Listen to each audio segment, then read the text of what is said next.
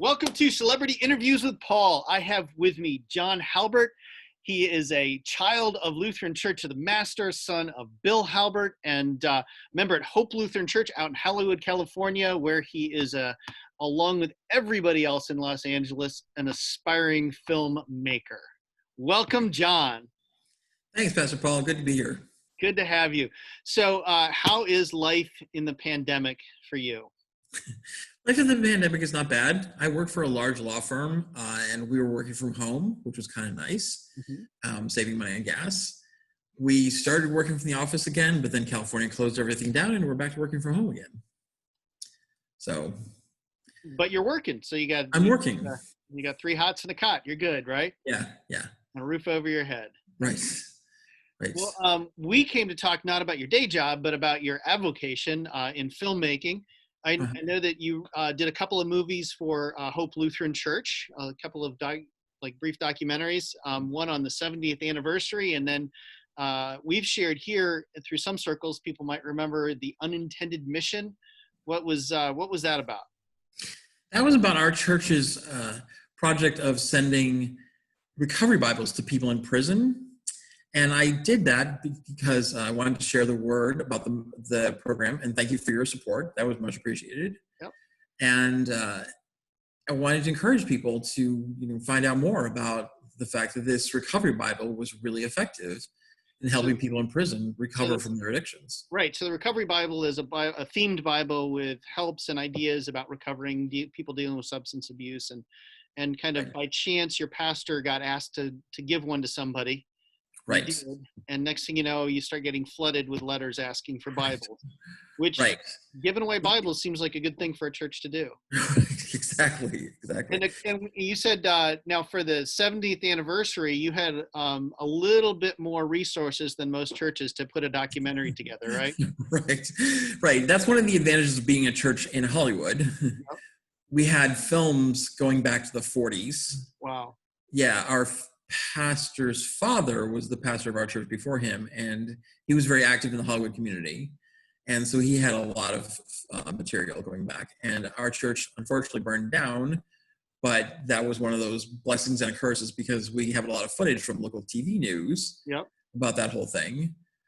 So yeah, we had a wealth of material to choose from for making a documentary, which was great. Yeah. Yeah. What was the most interesting thing you learned about the congregation through that process?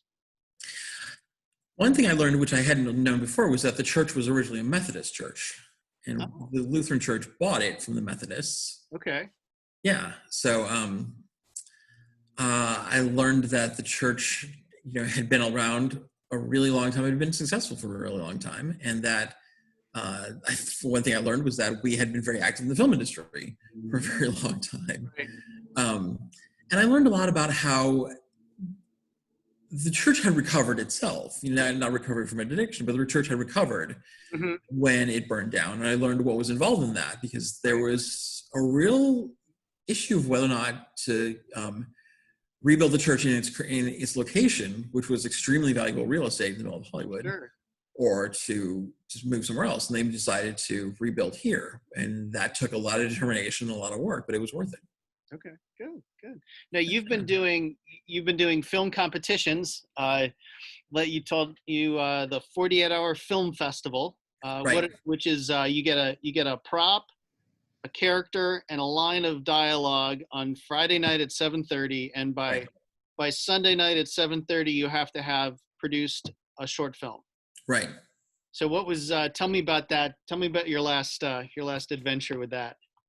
Our last one, we actually shot that at the church, which was great. It was, it was nice to have one location with a lot of different kinds of rooms. And that was another thing that was nice to have a church that was familiar with the process of filmmaking. So when I said, hey, can I make a movie here? They said, sure, go ahead. Yeah. And the line of dialogue that we had to use was, she reminds me of my mother. Okay. Which sounds like it should be very sentimental and nostalgic kind of thing. We used it in a spy thriller, so it became code word for she's dead. Okay.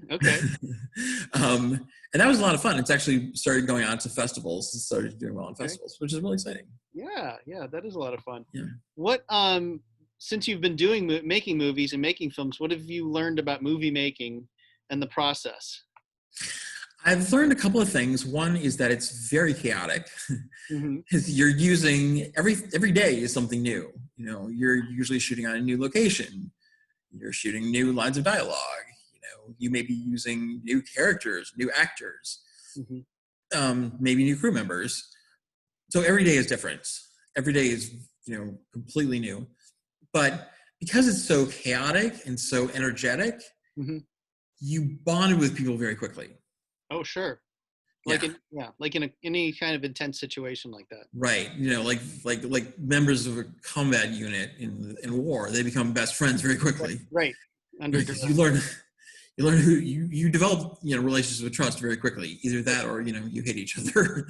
Yeah. And for the most part, you become very close very quickly. So that's but really it can exciting. go either way.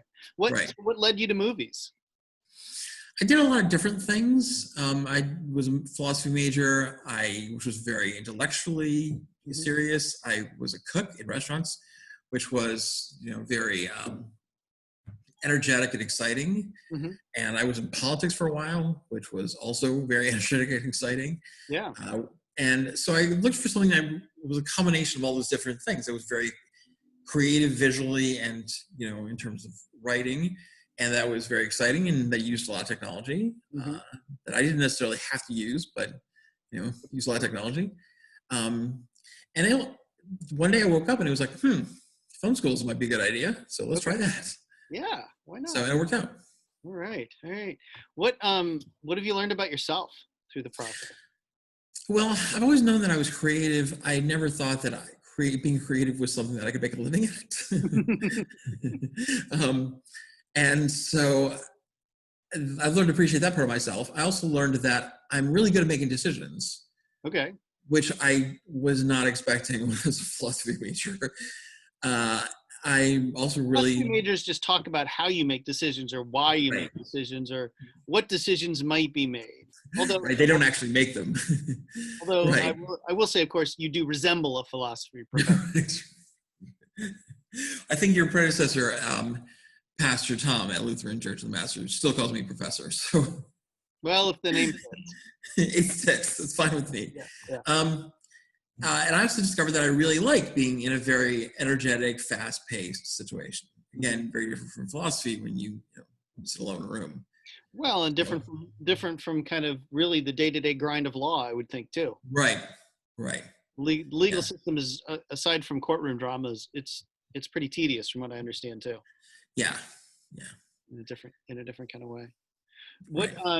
What do you hope to do in the future with this? What kind of stories do you want to tell? Oh, that's a good question. I'd like to keep telling stories about the church. One thing that occurred to me, and I'm not quite sure how I want to manifest this, but one thing that occurred to me is that we're seeing a lot of big franchises. Star Wars, Star Trek, that are like that started out as like one thing.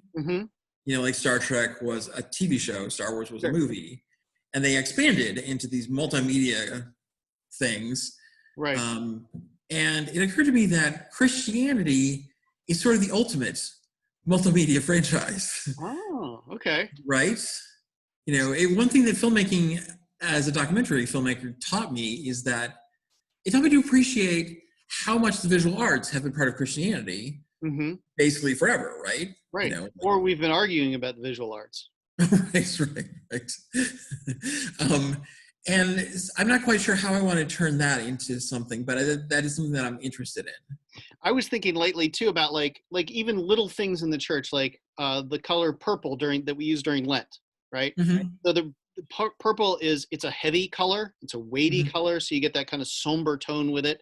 But it's also a color of royalty because in ancient days you made purple by crushing up this certain snail shell and then grinding it up, and it was really labor intensive and really expensive to produce the dye to make purple cloth.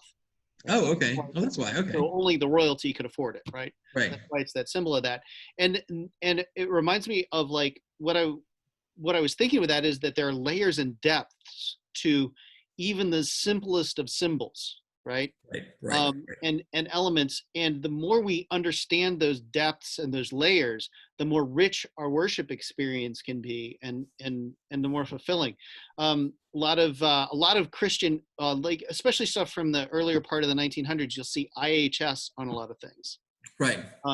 It means in hoc sacrum, in this sacrament. Okay. Right. So it stands. It's a Latin thing. Reminder of Latin words. And so just these little things that can like lift up and create that depth for people. And filmmaking, documentary making could help to tell some of those stories and share that. We tend to think of Bible study or learning about Christianity in terms of sitting down and reading the Gospels. Right. You know? Yeah. But there has been a very, very long tradition of, even the Bible itself, before it became, just black text on a white piece of paper, mm-hmm. It was visually very interesting. Like the Book of Kells, if you know anything about that, mm-hmm. It's gorgeous. It's just absolutely stunning. A lot of those medieval and Renaissance Bibles are really fantastic. Oh, yeah, there you go. Exactly. This is St. John's Bible, which is actually a modern version of that. Oh, cool. Yeah.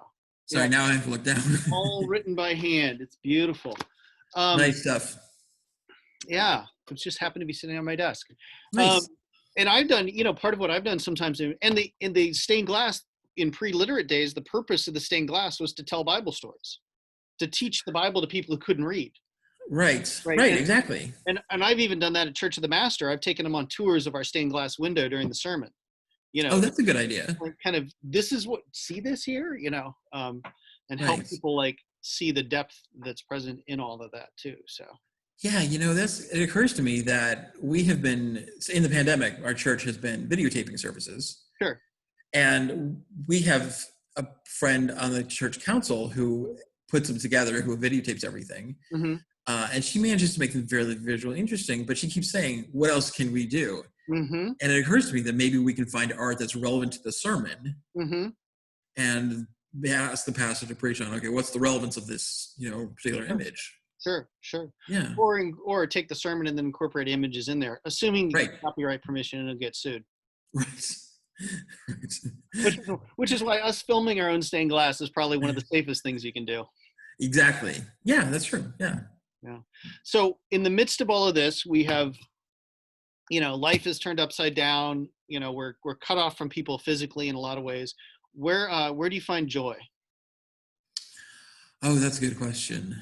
I find joy in the internet. The fact that I can do things like have this conversation with you, mm-hmm. which I would not have been able to do 25 years ago. Right. Is fantastic. I think I would have gone completely crazy if I had just, Well, as a pastor, I think about it from I think about what did they do in 1918 with the flu epidemic? Oh my gosh. And even as you said, 25 years ago, what would we have done? We would have been in trouble. What would I do? Mail out a manuscript of a sermon to read every week for the next for 4 months? Right. Yeah, it is a gift that we have this.